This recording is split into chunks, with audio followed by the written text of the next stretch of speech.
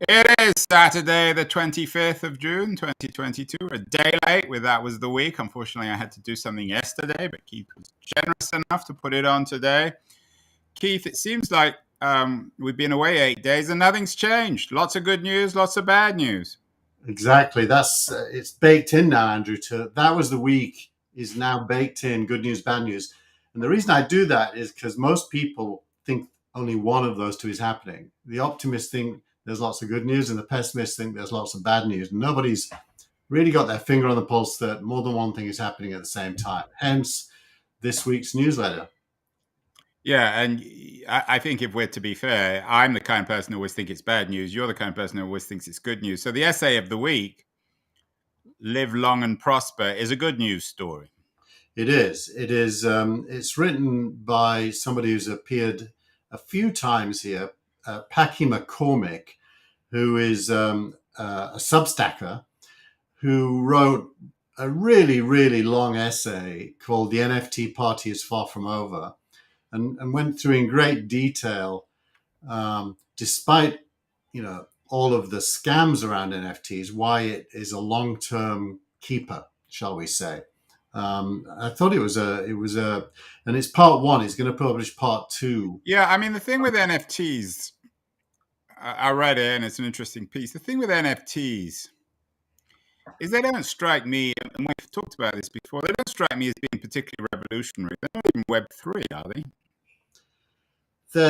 It could easily have been invented prior to Web3. That's certainly true.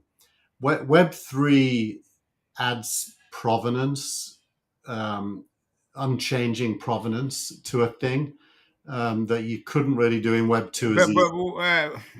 Would it be fair to say that NFTs are not? I mean, you could have NFTs without the blockchain. Well, you could have certificates of ownership without the blockchain, but then somebody would store them, and you'd have to trust that somebody. So we'd have trust rather than fact.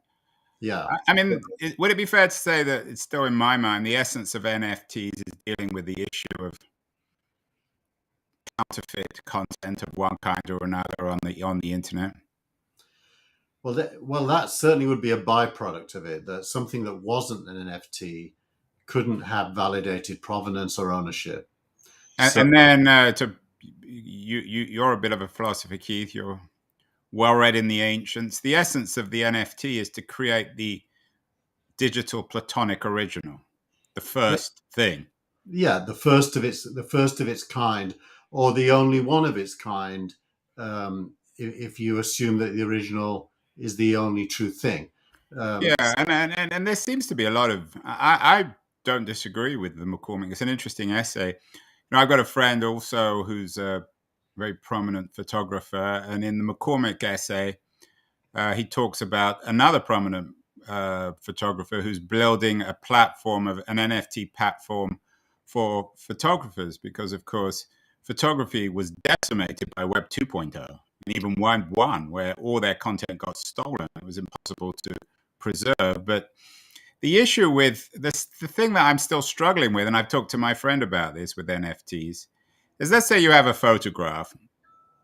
It's going to look identical, whether or not it's the NFT. So I still don't entirely understand the core value outside a legal context. Yeah. So NFTs do not require a single instance of a thing.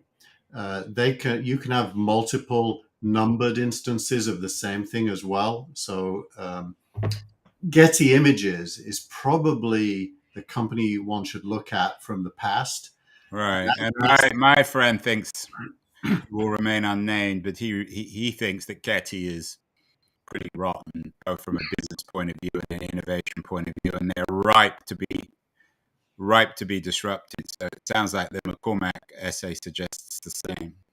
I would definitely think that's true. And now, so far, I mean, let's be honest, NFTs have really been popular when actioned against these cartoon-like images that like Bored Apes and so on. That I don't fully understand. I don't think it could be more than a fad. It's like Beanie Babies, as someone said. So, what about all these stories? I haven't seen them recently, but a few months ago with the original Jack Dorsey tweet when he went on Twitter that sold for millions and then got resold for $10,000 or $15,000. What has happened with those kinds of stories? In general, the original price paid for those things has collapsed when a person attempted to do a second sale. Uh, Right. so the initial wave of enthusiasm, and I think it's about product market fit. Like all things, it's like what really is an NFT good for in terms of Yeah. And what digital. do you think? I mean, what does McCormack think, and what do you think? You know, Bob Dylan and I've forgotten who the other singer is. Just did a version of "Blowing in the Wind." They made one version and they put an NFT on it, and they're auctioning it at Sotheby's, the NFT. So I think it's original digital artifacts that have real world value due to what they are. Yeah, but you use the Dylan example. I that was why actually I was in. That's why I was off yesterday. I was at a concert, a Dylan concert in Santa Cruz on Thursday night. It's more complicated than that because the example you use is that Dylan and a technologist have created a new high-end audio product, and in association with that, he's recorded a new version of "Blowing in the Wind."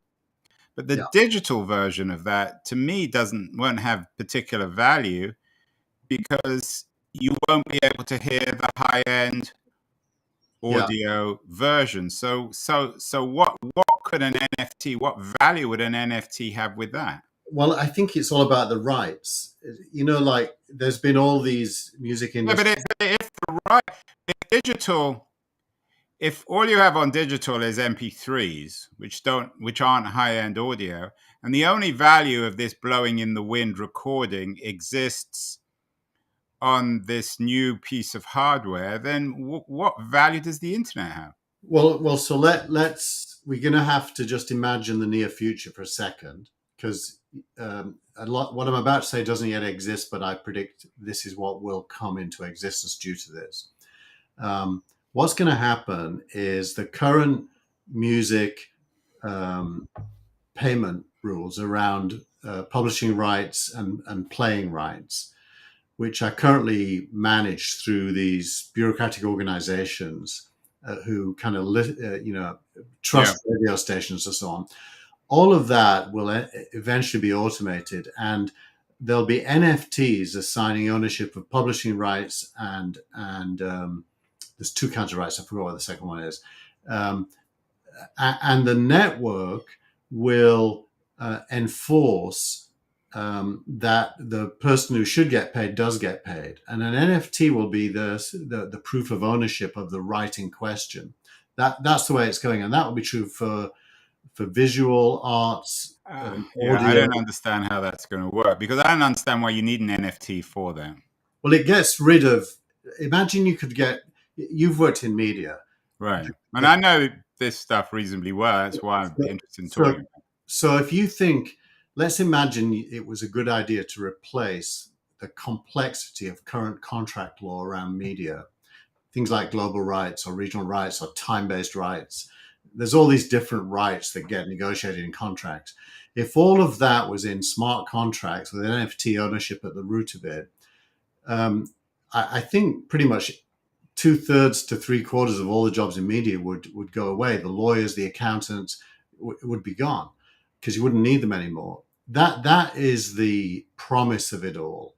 And or the logic, threat. I mean, depending which way you look at it. I mean, that's not necessarily, your good and bad news might be, I guess it's good news for the consumer, but it's certainly not good news for lawyers and managers because but for artists, whatever. for Yeah, I don't know well, we've for art, always been promised on artists. It was always good for artists, and it's never quite worked out. well, I think if you look in the rear view mirror, you'd be right. I can tell you a funny story, which is in 1994, Eva Pascoe, who was one of the four of us who founded Siberia Cafe in London, we created Siberia Records. And it was at the time when a lot of artists were complaining about their attachment to their labels and all the what they perceived as slave labor that they're having to do based on contracts. And we created something called the new contract, which gave all the rights to the artist and only paid the network for doing distribution. That was 1994. Obviously, You're a bit early for that one, Keith. we're a little bit early, but that why wouldn't it end up there? It seems crazy. But you're not, again, I don't want to keep on going on about this, but you're still not responding to my point is that the value of, say, Dylan, of this re-recording is not in this, it's not in listening to it on the internet, which is always the giveaway. It's getting people to buy an extremely expensive piece of hardware and some sort of super vinyl LP that will go with it. That's where the value is. Well, I will agree with you that from the point of view of listening to music, NFTs have no relevance at all. None. They only have relevance in who owns it and who gets paid when various things happen. That's the only scope of an NFT. So, well, and it's interesting. So what's been happening this week on the crypto front? I know I've been writing about it and following, and more criminal investigations of the Korean firm, for example. And none of the employees now can leave Korea. More and more rumblings about Celsius. Banks aren't your friends, but nor are the people running Celsius. What's the is crypto continuing to become increasingly almost like a criminal narrative, Keith, or as you suggested earlier, are the smart people now putting their money into crypto? Yeah, well, I spent this morning analyzing the seed and Series A rounds from 2022 and how many different investors have been investing in those rounds. And I hadn't realized, but when you look at the list, it's dominated by crypto investments by big name investors, all different kinds of crypto. So I think that the DeFi collapse of Celsius, which hasn't actually collapsed yet in any formal legal sense, but it's tottering. Be kind. And BlockFi that we talked about last week as being not collapsing got a $200 million investment from one of the biggest exchanges called FTX as a kind of a bolstering mechanism. And I think the exchanges are desperately trying to save the underlying infrastructure. Yeah. So there's definitely an attempt to save things. Terra, the Korean guy who did Terra, has relaunched as Terra 2 and is putting on a brave face and claiming once bitten, twice shy. I mean, that guy, I don't know anything about him apart from the way he's presented in the media. He certainly needs a PR agency to represent him because at the moment he looks the kind of guy who will end up in jail. And the same with the person who runs Celsius, Mashinsky. Yeah. But that said, the only crypto news I chose to put in this week is this. eBay acquired a company called KnownOrigin. And KnownOrigin, where is it? It's the next one down. KnownOrigin, as the name implies, is knowing the origin of a digital artifact, and eBay obviously is a perfect. So that's more of an NFT style product, rather than a crypto product, isn't it? Yeah, but NFT is it's a form of Ethereum token. It's a non-fungible. NFT stands for non-fungible token. Yeah, no, I understand. So yeah, and that's interesting. I mean, that brings up PayPal, company I know a little bit about.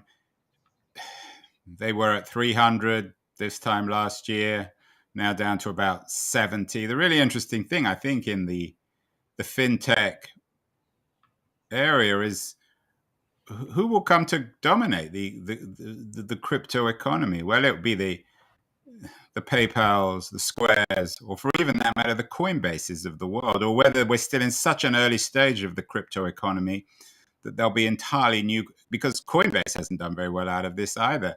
And what's interesting about eBay, of course, is PayPal spun out of eBay, was worth massively more. But now I think if you look at the price, probably eBay's caught up with PayPal. Yeah, it's interesting if you look at let's just put that in the context of the markets as a whole. Um, if you look at what's happened since the correction, I'm just looking for a spreadsheet that I keep. Is this the official term now, Keith? The correction? Is this what guys like you talk about in Whole Foods in Palo Alto? It's exactly what we talk about all the So what time. have you been doing since the correction?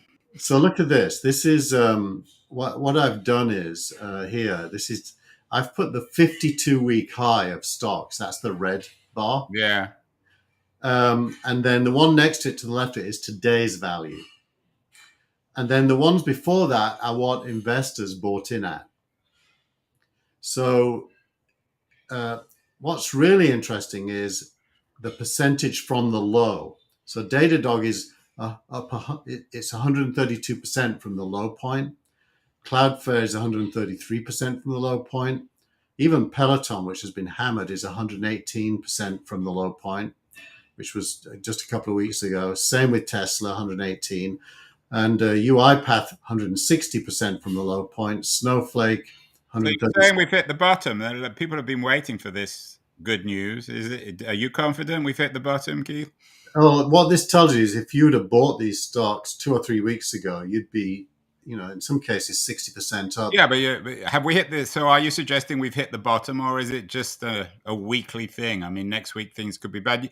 Because you're an optimist, we only hear these good stories when they're good news. We Yeah. don't hear them when they're bad news. Well, the truth is, I don't know. It'd be foolish of me to say we've hit the Well, bottom. I mean, nobody knows. But I mean, what's your sense? That My we my hit the bottom? my sense is I'd be a reluctant buyer right now. I think there's still a lot of risk. And what are the variables? Is it the behavior of the Fed? What are the key things that you're still waiting for? I think the behavior of the Fed, the war in Ukraine, and inflation. And what about Manchester United? Well, I'd give up on life if that was the criteria. That we're having a terrible time, aren't we? So what you're saying then is, if over the next few weeks there's some sort of peace in Ukraine, that the Fed gets ahead of inflation, that you believe we may have hit the bottom? I think if the Fed get control of things, we probably have hit the bottom, but it may take 2 or 3 years to get back to where we were before things change. I haven't sold any of my stocks at all. Yeah. And 2 weeks ago, You can afford not to. I mean, it doesn't make any sense. What else are you going to do with the money? Yeah, exactly. I've got so much of it after all. Well, you have a lot of it, but you probably don't have quite as much as our old friend Sheryl Sandberg. She hasn't had a very good week, has she? She hasn't had a very good year. Probably she doesn't seem to have had a very good decade. What's happened with Sheryl? Why'd you put a story about her in? Actually, I put it in because Connie Loizos, who's at TechCrunch, just has written an awesome essay. It's a fairly lengthy essay, and it's about the hypocrisy of these special attacks that Sheryl Sandberg is subject Yeah, I to. couldn't agree more. I mean, nobody likes Sheryl Sandberg, but I think the attacks are even worse. Yeah. And so she's basically saying, look, do you think for a minute that Zuckerberg hasn't had gray areas between whether he's spending money for himself or for Facebook? Yeah, I mean, the really interesting question is why are they doing it? What is the point? Yeah, that if we knew the answer to that, Andrew, we'd Do be. you think it's an economic? I mean, are they planning to sue her? Are they planning to take her stock away? I mean, I don't know why they would do this. I'm going to guess that somebody just didn't like her. And Yeah, I mean, she's clearly. I mean, in my interactions with her, she's not a likable person. But so what? Well, that's Nor probably Mark Zuckerberg, nor most of these people, nor is Elon Musk, nor was Steve Jobs. Actually, the reason I'm a terrible operator is I want to be liked, and you can't. You don't do a very good job of it, though, Keith. I know it's hard. No, I'm teasing you. You're too nice. What you're saying then is you're too nice to be successful. You can't be both. I can be a leader, but I can't be a manager because I'm too nice. She is the ultimate manager. But the interesting thing I think about this story, I think Connie touched on it. She's obviously a woman. and I've heard these stories before, is I don't think this would have happened had she been a man. Absolutely agree. No way. I mean, it's really disgraceful the way these prominent female tech execs get treated. The same happened with Marissa Mayer. Well, look, there isn't a word. The word bitch is especially kept for successful, strong women. Yeah. There isn't an equivalent bad word for a successful, strong man. You know, is there really? Right. The bad words about men are when they're not successful and strong, usually. And I'm guessing that she must be, to put it mildly, steaming. I mean, she must be absolutely livid. I would imagine so. And also, well, it depends how relaxed she is in her life. She might just shrug her shoulders and. No, she's tense. She's an intense person. I mean, that's how she's done everything she's done. She's going to be back. I think writing her off would be particular. I think if I had to bet on someone for the future, it's her rather than Zuckerberg. Clearly, there's ill will between the two of them because ultimately this must have been approved by Zuckerberg. You don't just get to put this stuff out unless he said that's okay. Yeah. Well, I think back to times when I've been a CEO and I had team members, wanting to get rid of other team members, which happens a lot. The politics between team members. I mean, I think the interesting thing about Sandberg is that I think her major sort of commercial, intellectual legacy was taking the Google business model and successfully implementing it at Facebook. So she's amongst the most influential Web 2.0 people. She built the business of Facebook. Yeah. The really interesting thing is that Zuckerberg seems to be moving away from that into the metaverse, and whether the real issue is that she said this is an absolutely dumb thing to do. Yeah, I think. Look, I think there's 3 people that built Facebook, maybe 4. There's Dan Rose, who did corporate development, is now at Co2 Ventures. There's Cheryl. There's Mike Schroepfler, who was the CTO and AI focused, and then possibly Chamath in an earlier era. And none of them are there anymore. And Facebook just announced a new head of AI, who has, by the way, just written an MIT essay, which I'll put in next week, about some insights he has about AI that are now different, which is a bit unconvincing when I read it. So I think they might be running that way if you're saying shit. Yeah, and now they're running with what probably is a bit of a B team. Compared to what it was, which means Zuckerberg's more in control. So they really do sound like Manchester United now, Keith. Exactly, except we just bought in Ten Hag, who hopefully is the upgrade from the B team. We're one generation ahead of the curve here at Manchester United. We're in rebuilding mode. Well, speaking of strong women, you got in your good news 13 emerging unicorns in May, borrowed from your strong wife. Researchers on this stuff. I have to say, Keith, though, that every week there are new unicorns. I'm guessing that if there's only one, that's not good news, because a year ago there was like 50 or something. Why is 13 good news? Actually, these are emerging unicorns. What that means is it means that they're valued at $500 million or more, but not. So we're not in it. That was the week, isn't it? We're not an emerging unicorn. Yeah, we're an emerging centipede. So is this good news? I mean, you always spin this stuff in a good, positive way. But if there's only one emerging unicorn next week, that's bad news, right? Yeah. Because all these companies have momentum. It's not like the correction changed anything that dramatically. Yeah. Actually, the word unicorn is probably outlived its usefulness. In the inner circles, they talk about something called MOIC, which is multiple of invested capital. And then they talk about DPI, which is distribution compared to paid in capital. That's real cash. And this week it was announced that the best seed funds do 4-ish times cash, DPI, and about 15-ish times MOIC, which is paper wealth. MOIC is paper wealth. So really, the way you should measure a company is compared to what you paid when you got in, what's the multiple of that it's now worth, and how much of that is cash? And unicorn is just a shorthand for one milestone. So you're right. It isn't Well, terribly. enough news. Let's get to stuff that really cheers me up. The bad news, and the one thing you're missing is the Supreme Court decision on abortion, which I certainly think is bad news. I know you do. Most of our audience does. I don't want to get into a debate, Keith, because you and I aren't legal or abortion experts, but it seems like the community has come together in its response to this Supreme Court decision. Yeah, it's basically a case of when everything goes to hell, the good stand up to be counted. And that's what a lot of companies have done. They're basically offering to support women in their employment who choose to have an abortion by underwriting costs and transport out of states that won't allow it, and so on.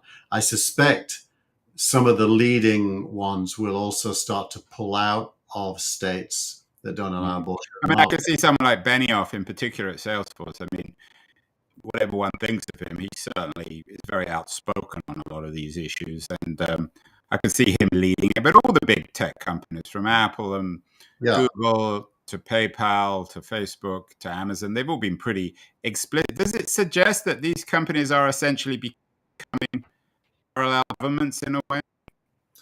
Well, they're definitely exercising policy decisions, and they're certainly exercising governance for the people that are, in quotes, their citizens, their employees. Mm. I would imagine that it's going to be very interesting seeing the donations to the political parties coming from these corporations, because normally they're fairly even-handed. They give to both sides. This would seem to be a clear case where one of the parties needs to go on record as being in favor of legislating these rights to become federal rights. And if they do, you would imagine that donations would pour to them and not to the other party that doesn't do that. So I think it's a defining issue for human beings, and tech is part of that and probably has a lot of ability because of the money to make it. I'd like to be a fly on the wall of one of these big tech companies, because the senior people are getting huge pressure, I think, from junior people about being more explicit, being more aggressive, being more critical. So senior execs at these big tech companies are having to walk a fine line. They can't go too far. Yeah. I mean, ultimately, governments, real governments with a capital G, control your future to a large degree, especially purse strings.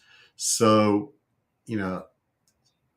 the pragmatist approach is to figure out who the government's going to be and do things that won't upset them. And that doesn't work when the employee base is demanding action. It's interesting. There's a thing happening in the UK now, which no one in the US will know about, but there's a rail worker strike. And this is the first strike where the narrative in the media is pro the strikers, and the government is on the back foot. And the union leader is becoming a hero and very well known. Although I'm guessing that the conservative press, which still dominates media, the Daily Mail, the Daily Express, the Sun, they're not on the side of the strikers, are they? Well, the guy who is the leader, and I can't remember his name, but the guy who is leading it has been attacked viciously in the media, including on TV. And the reason he's become a hero is he's been really good at pushing back on it. So he's a kind of Zelensky. Yeah. Let's get on to some other bad news of the week, Keith. Supposed bad news. Netflix just laid off 300 more people. If you had to invest, I've always believed in Netflix. I've always thought that they always seem to bounce back. Netflix, Amazon. If you only had to choose between one of the companies to put your money, Netflix, PayPal, Facebook, where would you put your money? They've all suffered very, very serious declines in the last 6 months. I think out of those three, probably Netflix, because I think Netflix there's a secular trend there. Somebody announced this week, I'll remember who it is in a minute, that non-streamed TV will not exist in 10 years, that they'll Yeah. only be streamed.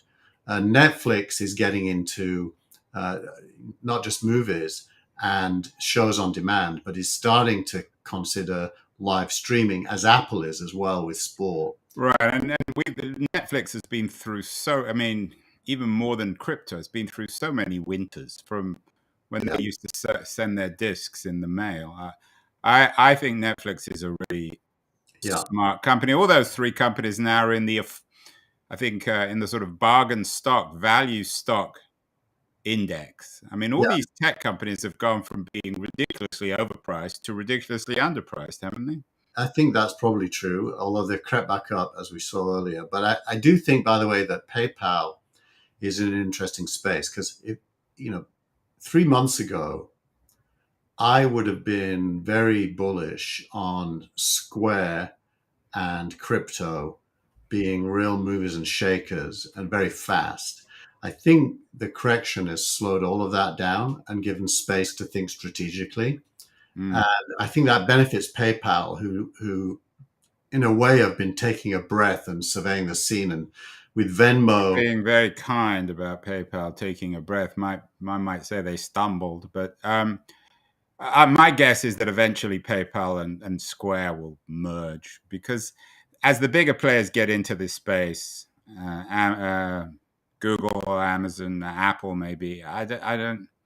yeah, It doesn't make any sense to have these smaller players. And the really interesting thing is whether they can what they are in a crypto. I mean, if you're right and crypto really is real, and as fintech becomes a kind of archaic word and everything becomes crypto, what becomes of fintech companies like PayPal? Can they make that next step into crypto? It's yeah. hard. Well, they don't go away because they're so big. I mean, they Right. continue to own part of the ecosystem, but right now they have the ability to grow if they strategize correctly. But what does growth mean for a company like PayPal? One of the reasons their stock's been under so much assault because their numbers have been very dodgy. They've Yeah, come out with these ridiculous numbers about how many new accounts they have, and they've always proved to be embarrassing to say the least. yeah. So, at what point can we really trust them? And at what point are they just the low end of the market? I'm not a PayPal user. I get bombarded with their spam. I don't know if you do, but Yeah, how many more kids do they need on it who don't use it properly and who don't generate any revenue? yeah, they have a legacy problem. It's the Christensen, you know, Innovator's dilemma, yeah. innovator's dilemma because Brex and Stripe and Affirm, shouldn't really exist if PayPal was doing its job properly 10 years ago. But they get complacent because they're so big, Yeah. and then they stop innovating and they just operate the business as it is. And the center of power within the company becomes the CFO rather than the product team. Right. And the CFO at PayPal just left and went to Walgreens. The other bad news of the week, you've got a couple of the blue chip VCs, the up Sand Hill Road. You know them very well. Excel and Sequoia. They're both in your bad news column. What's happening with them? Yeah, so it's the headline is Sequoia is down bad, and the other one is Axel deal size shrinks. That's really good news for Axel, but bad news for companies that are getting money from it. So there's a couple of things going on there. One is looking backwards at the past. Sequoia staked its reputation on keeping hold of its publicly traded stocks. And you'll remember a few months ago, Sequoia reorganized to become a company in Yeah. order that it can make its own decisions about holding And periods. you were making a big deal of that. They were going to be floated on the stock exchange and democratized, blah, blah, blah. I haven't really seen much of that. Maybe that's the correcting. Well, certainly that trend will have slowed because of what's gone on, and the shares they chose not to sell are now worth a lot less than when they could have sold them. That's the story. I don't think it's a big story because Sequoia is a long-term thinker. Uh, Well, that's by definition. That's what VCs, especially the good VCs, are. Yeah, and I think Axel, it's then it's more forward-looking.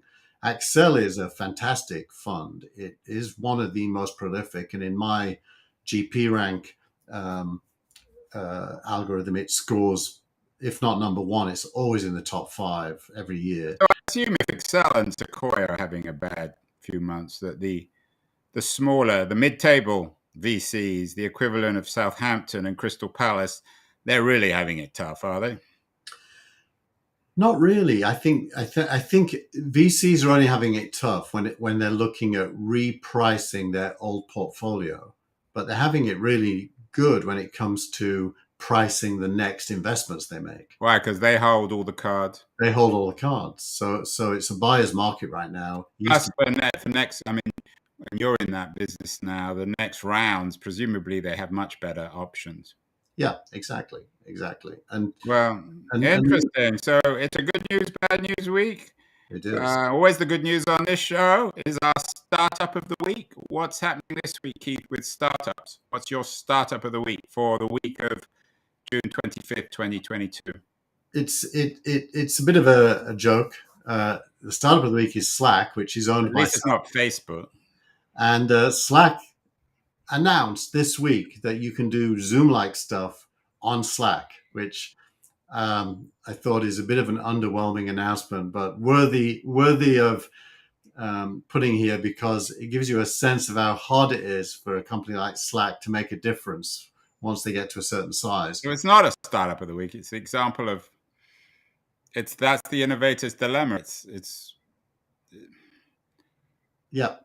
What are they going to do next? And I use Slack a lot, by the way. It's awesome. With your firm, though, we don't use it. We don't use it. Yeah, I use it with SignalRank, and it's really, really good. But we won't use this video feature because we've already got solutions there. At least you didn't choose Clubhouse. That's dead, isn't it? Certainly, we don't hear a lot about it anymore, do we? Incredible how these companies can go from being so hot to dead in a few months. And Hopin as well. One of my relatives in the UK had some associations with Hopin. Why did they crash? Were they fraudulent? What was the problem with Hopin? No, they haven't crashed. It's just that they grew in value so fast and so big, ahead of their revenues, really meriting it. That now and COVID is coming to an end, and they're a virtual events company. Yeah. I've been to 2 physical events in the last couple of weeks, and physical events are going to make a comeback. It's quite clear. So, big question mark whether it was a smart investment in the first place. Finally, Keith, tweet of the week, our final feature of the week.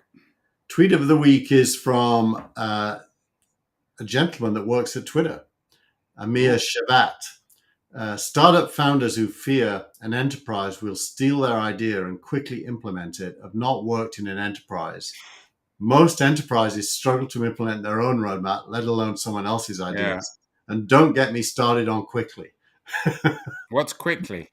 An enterprise will steal their ideas and quickly implement it. He's making the point that enterprises don't do anything quickly. So is this his way of trashing Twitter? It certainly would lead you to that. I mean, that's not the tweet of the week. That's the truth of the week. I mean, anyone in startup land who worries about enterprises stealing their ideas, you couldn't be more right. What's happening with Twitter, by the way? We haven't had much on. Musk has gone silent. I assume he's planning something. Well, as of yesterday, he replied to the SEC that he has not yet been given enough data to determine the number of bots. And apparently Twitter sent him more data. So it's in a holding situation is what I would characterize it as. Is that good or bad news? It depends, I guess. I mean, I'm sure everyone at Twitter, including your tweet of the week guy, Amir Shavat, none of them want Musk to take over, do they? Although if he doesn't, then they'll lose all the value of their shares. Yeah. When I was flying back from Berlin last week, he was doing a live Ask Me Anything with the Twitter employees. And I thought he did it okay, but Musk, not Amir Shavat. But Musk, I thought Musk did okay, but and he was very much being Musk, which is shooting from the hip and talking, in an unconsidered but real way. And the PR that came back is that it was a disaster for Musk. So I obviously don't know what I'm talking about. I don't know why. I really don't understand why he needs the grief of Twitter. Well, I just don't see what the upside is. It's just for the opportunity cost. Everything about it doesn't make it, unless it reflects on him as some sort of oddly psychotic character who always has to be in the news. It doesn't make any economic or strategic sense, given what he could be doing with his money, investing in Twitter of all things. Don't we assume now that he really doesn't want to buy it and he's just looking for an excuse to get out? I kind of think that might be true. Well, I think the thing with Musk is he's such a decisive person, and if he doesn't want to do it, just say, I don't want to do it. I'll pay whatever it is, $1 billion or $2 billion, and that's it. Goodbye. Yeah. Yeah, I think he's. If I decide to quit from That Was the Week, can I have $1 billion? Can have $1 billion thanks for everything you do for me, Andrew. That's not going to buy me even a cup of coffee. Not that I drink coffee. Anyway, Keith, a pleasure as always. Next week we'll be back to our regular Friday. Be July the 1st. This is our last June 2020. That was the week. It was an interesting week, a week that was both good and bad. Hopefully next week, Keith, we'll have a new theme. Have a great week, and we'll talk to everyone next week. Bye, everyone.